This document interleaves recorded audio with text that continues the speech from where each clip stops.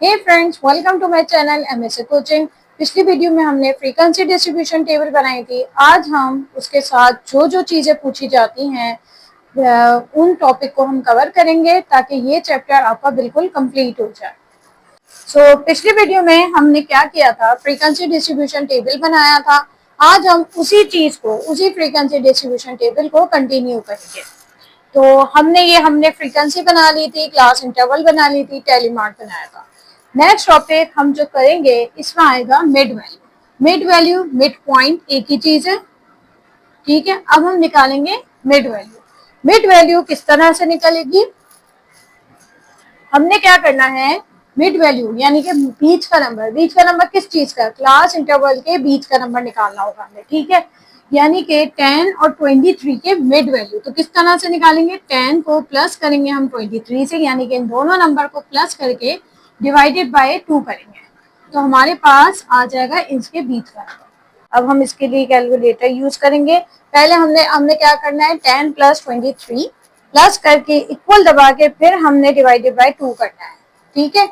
यानी कि आपने इस तरह से नहीं करना कि 10 प्लस 23 डिवाइडेड बाय 2 एक साथ नहीं मिलाना। आपने 10 प्लस 23 पहले करना है, उसके आंसर को आपने डिवाइडेड बाय 2 करना है। तो हमारे पास आया 16.5। 24 प्लस 37 61 आ गया। इसको हम डिवाइड करेंगे 2 से तो हमारे पास क्या आया, 30.5।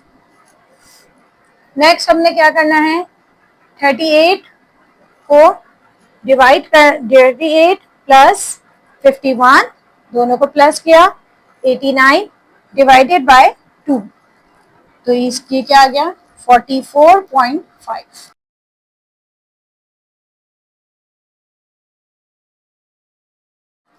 आई होप कि आपके समझ आ गया किस तरह हमने मिड वैल्यू बने। मिड वैल्यू का मतलब क्या होता है, मिड पॉइंट निकालना, यानी कि बीच का नंबर निकालना। किसके बीच का नंबर निकालना है, क्लास इंटरवल के। दोनों नंबर को क्लास इंटरवल के ऐड करेंगे, डिवाइडेड बाय 2 करेंगे, आपको मिड वैल्यू मिल जाएगी। क्लियर। नेक्स्ट वाला हम सीखेंगे क्लास बाउंड्री। क्लास बाउंड्री सी, क्लास बाउंड्री नाम से ही शो हो रहा है, हम किससे बनाएंगे, क्लास इंटरवल से क्लास बाउंड्री बनती है, ठीक है। किस तरह से बनाएंगे, पहले आप इसको अच्छे से देखें। आपने क्या करना है, इन दोनों को माइनस करना है। 24 माइनस 23 को माइनस करेंगे, आपके पास आएगा 1 डिवाइडेड बाय 2 करेंगे, आपके पास आएगा 0.5। इस 0.5 को आपने क्या करना है, यहाँ से माइनस करना है, इस लाइन से, यहाँ से प्लस करना है इस लाइन से, ठीक है। दोबारा से सुने, आपने इन दो नंबर को क्या करना है, माइनस करना है, उसको डिवाइडेड बाय 2 करना है। आपको जो नंबर मिलेगा 0.5 उसको इस लाइन से क्या करेंगे, माइनस करेंगे, और इस लाइन से क्या करेंगे, ऐड करेंगे, ठीक है।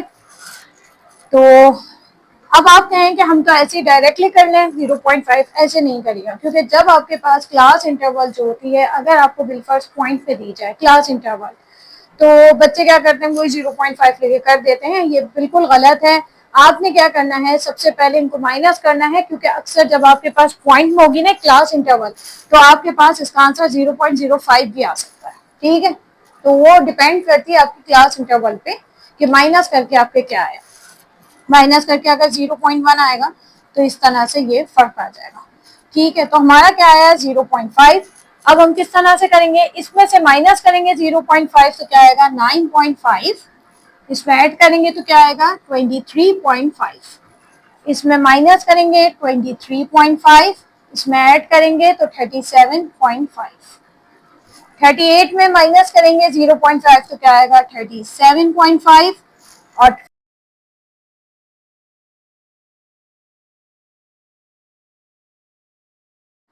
तो ये हमारी बन गई है क्लास बाउंड्री। क्लास बाउंड्री आप देखें, क्लास इंटरवल और क्लास बाउंड्री में फर्क क्या है, पॉइंट का बिल्कुल फर्क नहीं है, ठीक है। ये बिल्कुल नहीं सोचिए क्लास पॉइंट होगा तो क्लास बाउंड्री, ये नहीं है, ऐसा कोई कॉन्सेप्ट नहीं है।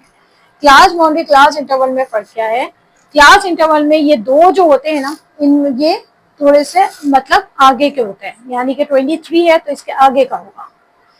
क्लास बाउंड्री में ये जो दो होती है ना, ये बाउंड्री बनाती है, यानी कि ये सेम होते हैं, तो इस तरह से आपकी क्या बन रही है, बाउंड्री बन रही है। ठीक है, तो ये पहचान होती है क्लास इंटरवल और क्लास बाउंड्री में। नेक्स्ट टॉपिक है हमारा रिलेटिव फ्रीक्वेंसी। रिलेटिव फ्रीक्वेंसी,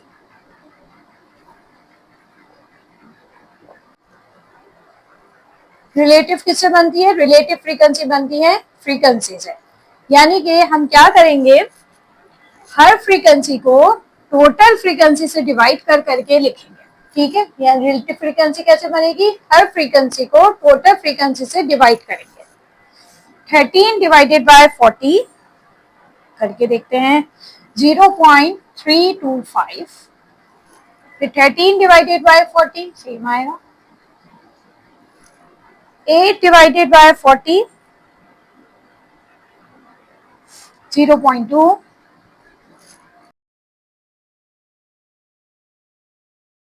यानी कि हमने रिलेटिव फ्रीक्वेंसी कैसे बनाई? हर फ्रीक्वेंसी को टोटल फ्रीक्वेंसी से डिवाइड कर करके लिखा। अच्छा, रिलेटिव फ्रीक्वेंसी आपकी बन चुकी है, लेकिन अगर आप इसको ऐड करेंगे तो आपका आंसर या तो 1 आना चाहिए, ठीक है, या फिर 0.99 आना चाहिए, 0.98 भी सही है। आपका परफेक्ट आंसर क्या होगा? 1।